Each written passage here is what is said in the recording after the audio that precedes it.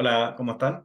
Ahora voy a resolver este límite de varias variables cuando x, y z tienden a 0, 0, 0, o sea, nos acercamos al origen del sistema tridimensional, donde tenemos un plano, que es el plano x más y más z, y el plano x más y menos z, y queremos saber si el cociente entre esos dos planos existe y vale algo. Lo que podemos decir por ahora es que es un límite del tipo 0 dividido por 0, porque si nosotros evaluamos en los números que están expresados a lo que tiende la variable x, y z simultáneamente, vamos a tener 0 más 0 más 0 y 0, 0 menos 0, por lo tanto es 0 dividido por 0. Eso quiere decir que la función no es continua en el origen, pero eso no es suficiente para decir si el límite existe o no existe, ¿ya? Entonces, lo que vamos a utilizar es una técnica que se llama los límites iterados, ¿ya? Y los límites iterados hay que tener ciertos cuidados.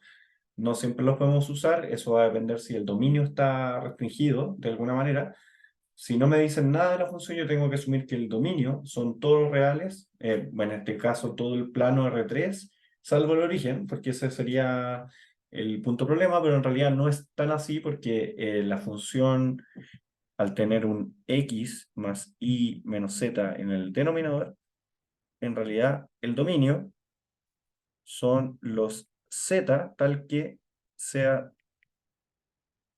distinto a la suma de la coordenada x más la coordenada y. Entonces, nuestro dominio podría ser, en realidad nuestro dominio es mucho más limitado que solamente el punto 0, 0, 0. Entonces, hay que tener cuidado cuando nos acercamos por alguna curva, no tomar ninguna curva que transgreda ese límite, salvo en el punto donde la variable tiende al límite, por ejemplo. Entonces, lo que voy a hacer es una técnica llamada los límites iterados, pero tengo que revisar si la técnica de los límites iterados, en este caso sería límite cuando x tiende a 0, y tendiendo a 0, y a su vez límite cuando z tiende a 0, es válido tomarlo, ¿ya? Y nos damos cuenta de que es válido tomarlo siempre y cuando no dividamos por 0 puntualmente en ninguna de las divisiones, ¿ya? ¿A qué me refiero con esto? No es lo mismo una variable que tiende a 0 que un 0 exacto en el denominador, ¿ya? Entonces, vamos a partir con este primer límite iterado, donde vamos a hacer primero tender la variable z y asumir de que x más y son constantes para el límite y además no transgreden la regla del dominio que puse arriba, ¿ya? Entonces, si yo hago tender, aquí me falta un paréntesis, sí, ahí sí. Si yo hago tender el z a 0, asumiendo que no se transgrede el límite, tengo que poner límite cuando x tiende a 0, límite cuando y tiende a 0, y ahora calculo el valor del límite asumiendo de que x más y es distinto de 0, ¿ya? Por lo tanto, esto me va a quedar x más y más 0 y x más y menos 0. Yo sé que ahí es como raro decir que estamos teniendo el límite y estamos reemplazando el z por 0, pero estamos asumiendo de que la función es continua para todos x más y distinto de 0. Entonces aquí uno puede poner el disclaimer de que x más y estamos asumiendo que es distinto de 0, ¿ya? Y x más y es distinto de 0 en la medida que tendamos el límite cuando y tiende a 0, y después cuando x tiende a 0 tenemos que hacer otra aclaración, ¿ya? Entonces, aquí vamos a decir de que esto es límite cuando x tiende a 0,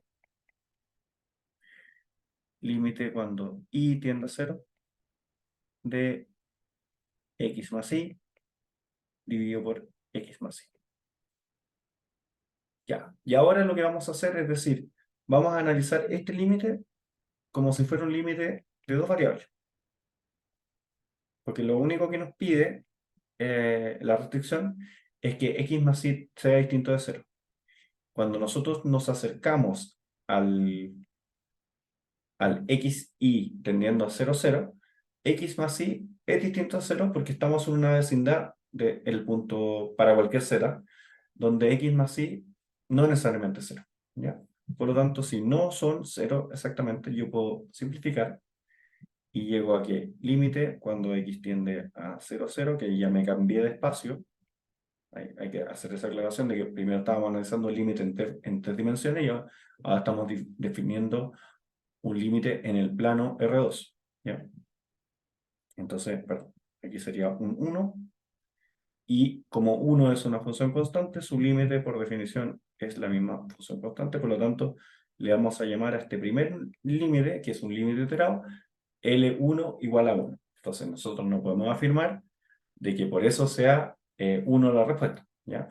Lo que tenemos que hacer ahora es probar otro límite iterado, que es cambiar el orden. ¿Ya? Ahora vamos a hacer límite cuando x tiende a 0, cuando z tiende a 0, de y tendiendo a 0. ¿Ya? Entonces voy a pausar el video, voy a recordar de que el primer límite aquí, L1, me dio 1. ¿Ya? Voy a pausar el video y continúo. Entonces, ahora vamos a tomar también límite cuando x tiende a 0, pero vamos a cambiar el orden aquí y vamos a decir z tendiendo a 0, de límite cuando y tiende a 0, de x más y más z, dividido por x más y menos z. Haciendo la misma advertencia. Z no puede ser igual a x más y. ¿Ya? Entonces, cuando yo hago tender la variable y tendiendo a 0, voy a decir de que ese límite existe siempre y cuando y tiende a 0, que x menos z sea distinto de 0. Esa es la única salvedad por la cual yo puedo asumir de que ese límite existe, y en ese caso puedo reemplazar y por 0. Entonces aquí voy a decir esto, que es x más 0 más z dividido por x más 0 menos z. Y ahora lo que voy a decir es que esto es límite cuando x tiende a 0, de límite cuando z tiende a 0, de x más z dividido por x menos z.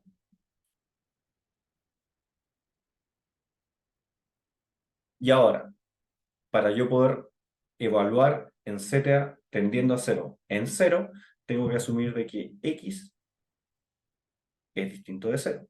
Porque si x es distinto de... Si x es igual a 0, quiere decir que yo no puedo asumir de que z es evaluable en 0. ¿Ya?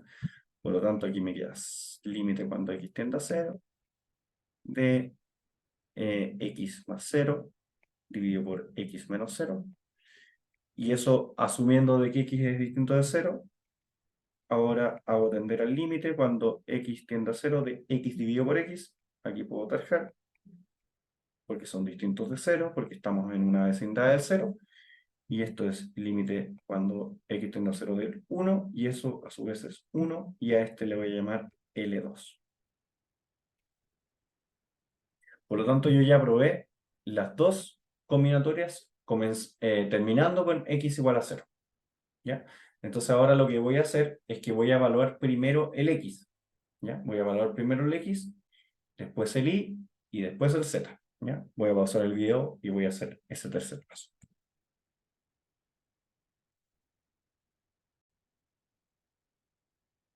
Ya, entonces mi tercer paso va a ser evaluar z en último lugar, luego evaluar y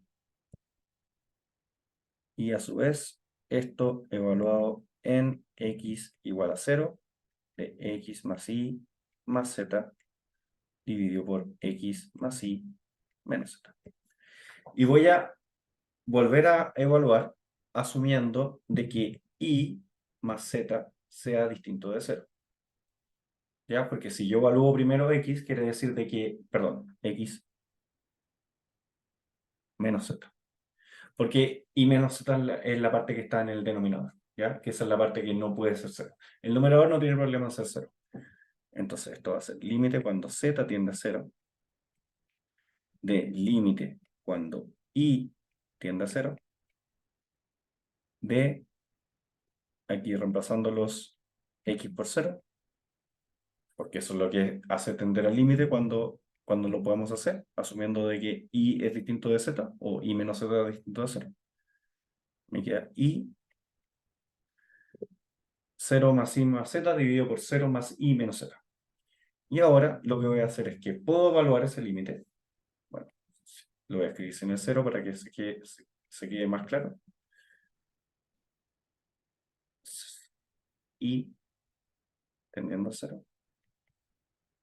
Y esto es i más z y menos z.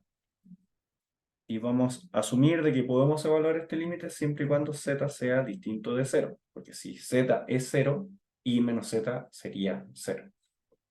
Entonces, continúo acá. Límite cuando z tiende a 0. Y ahora sí, voy a evaluar, asumiendo de que z es distinto de 0, 0 más z dividido por 0 menos z. Y esto es lo mismo que decir límite cuando z tiende a 0 de z dividido por menos z. Y yo sé que cuando tarjo, esto me va a quedar z tendiendo a 0 de menos 1. Porque z dividido por menos z es menos 1 o 1 dividido por menos 1 que también es menos 1. Y esta también es una función continua. Por lo tanto, su límite existe y vale lo mismo que su función continua, que el valor de la constante. Por lo tanto, llegué a un límite 3, y yo sé que no he terminado todas las combinatorias porque me faltan algunas combinatorias que hacer, pero ya llegué a una que existe y es distinta que las otras.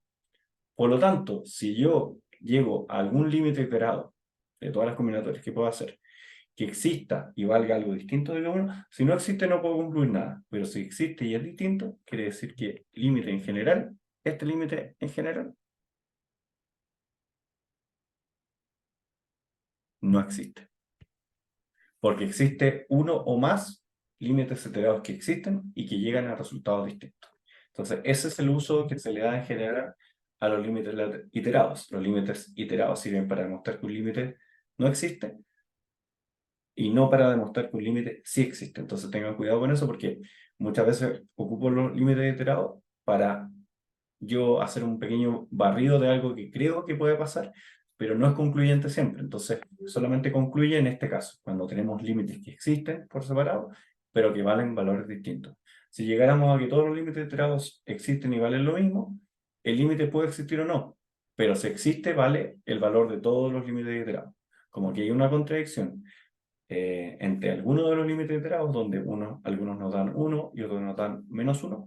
De hecho, el límite cuando z tiende a 0 al final, independiente cuál sea primero, x o y, esos van a dar menos 1. Y los límites que terminan con x o que terminan con y tendiendo a 0 van a dar todos 1. Entonces, no necesito hacerlos todos, basta encontrar dos que sean distintos, siempre y cuando existan. Espero que haya quedado claro eso y muchas gracias por ver el video. Chao, hasta la próxima.